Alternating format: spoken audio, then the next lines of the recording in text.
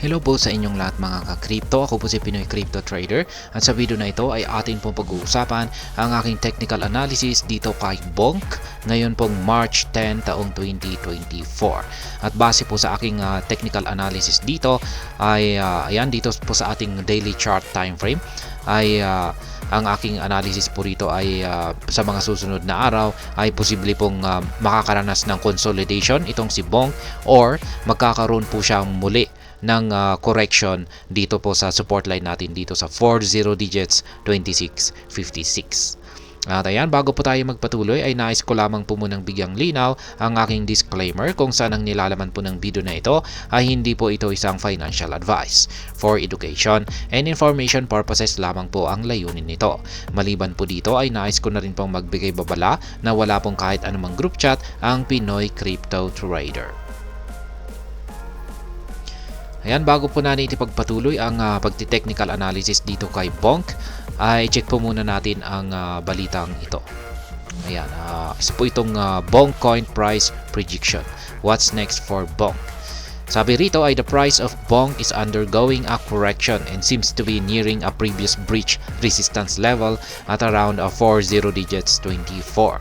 This indicates that early investors may be cashing their profits. Kaya ayan, ayon po rito ay mukhang makakaranas daw po ng correction ulit itong si Bonk kasi nakaranas po siya ng correction ulit dito sa ating 40 digits 2657 na support level nitong yan, bumagsak po siya noong March 7 at noong March 8 ay ayan, muli po siyang nakarecover pero ngayon ay mukhang susubukan po niya ulit na magkaroon ng correction dito sa ating support line dito sa 2657 sa ikalawang beses. Yan, or ikalawang pagkakataon. Yan, or pero sa akin ay pwede na rin po siyang mag-consolidate dito at yan, magsa-sideways na lamang po siya kung hindi siya magkakaroon ng correction dito. At yan ang dahilan daw po rito ay posibleng yung mga early investors ni Bonk na nakabili po sa mababang presyo nito. Ayan, yung mga nakabili rito.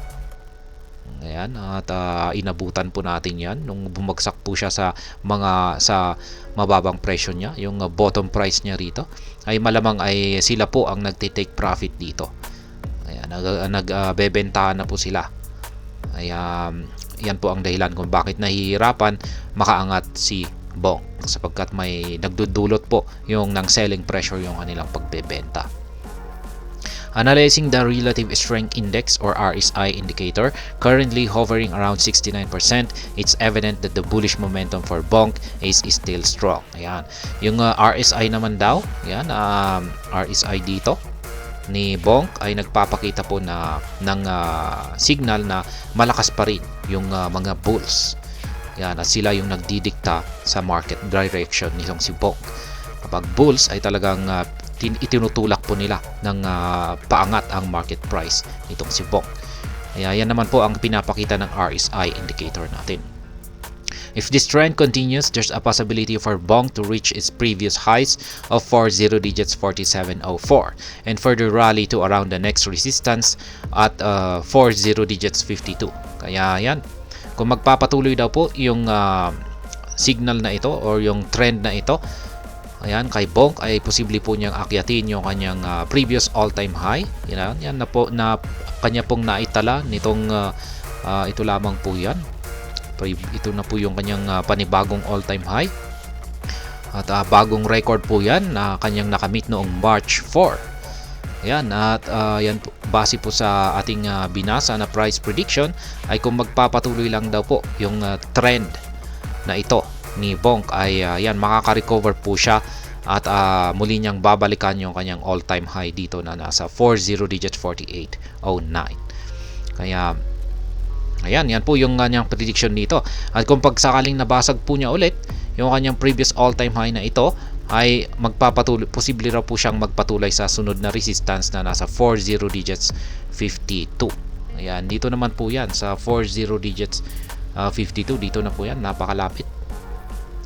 Ayan, lagay po natin ng number ng kanyang price. Ayan, mga 52. Ayan, nandyan po yan. Yan na po yung sunod na resistance. or yung next na price target na aakyatin ni Bonk kung sakaling nabasag niya yung mga resistances natin dito. Pero ngayon ay syempre ang tututukan po muna natin ay yung dalawang resistance line natin dito. At ayan, dito na po tayo sa pagte-technical analysis dito kay Bonk. Ayan, daily chart time frame po ulit. Makikita natin ito sa ating daily chart time frame. Mula po ito sa datos ni Binance. Yung ating Hall Street indicator dito ay ayan, uptrend po yung ating nakikita rito. Kulay green po siya at yung kanyang sukat, ayan, kung pagmamasdan po natin mabuti ang kanyang sukat ay ayan, matabang-mataba. Ibig pong sabihin ay punong-puno pa rin po ng bullish momentum itong si Bonk. At ayan, yun nga lang yung parang naging basehan ko rito kung bakit ko nasabi na posible pong makakaranas ng patuloy na consolidation itong si Bonk ay dulot po ng mga nabubuong QQE bars natin dito sa ating QQE mode indicator. Mapapansin po natin na halos magkakapantay yung kanilang mga sukat. At mapapansin pa natin na yung kasalukuyang nabubuong QQE bar natin ay mukhang mas maliit. Yan, mukhang kung ganito po talaga ang kalalabasin nito at lumiliit yung kanyang sukat, ay posible pong ang mangyayari rito ay hindi lamang po consolidation, kundi magkakaranas na rin po siya ng correction. Yan. Babagsak po siya dito sa 40 digits 26-27. Pero kung pag hindi, kung saan ay yung mga nabubuong QQE bars natin ay pantay-pantay yung kanilang sukat, ayan, ay consolidation lamang po siya. Ayan. Pero short term lamang po ito at kasi uptrend naman po yung kabuuan natin na signal dito sa base sa ating Hall Street indicator. Ayan, kaya hindi po magtatagal yung kanyang correction or yung kanyang consolidation, kung saan ay ito lamang po ay magaganap sa ilang mga araw, tapos makaka-recover din po siya at magpapatuloy sa kanyang pag-akyat. At ayan, aakyatin po niya ang ating mga resistance lines dito, mga dalawang resistance dito. At ayan nga, base sa prediction na ating nabasa ay posible po niyang muling akyatin at basagin ang kanyang nakamit na panibagong all-time high nitong mga March 4. Kaya yan po ang aking technical analysis update dito po kay Bonk. At ayan, hanggang dito na lamang po tayo sa video na ito. Sana po ay inyong nagustuhan ang aking paliwanag dito. Kung inyo po itong nagustuhan ay pakiclick lamang po ang like button nito.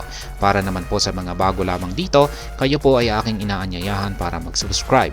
Pakiclick na rin po ang bell icon nito dahil ito po ang siya magsisilbing notification nito sa mga bago kong videos na akin pong ina-upload sa aking YouTube channel na ito. Marami pong salamat sa panonood. Ingat po tayo lagi at God bless po sa ating lahat.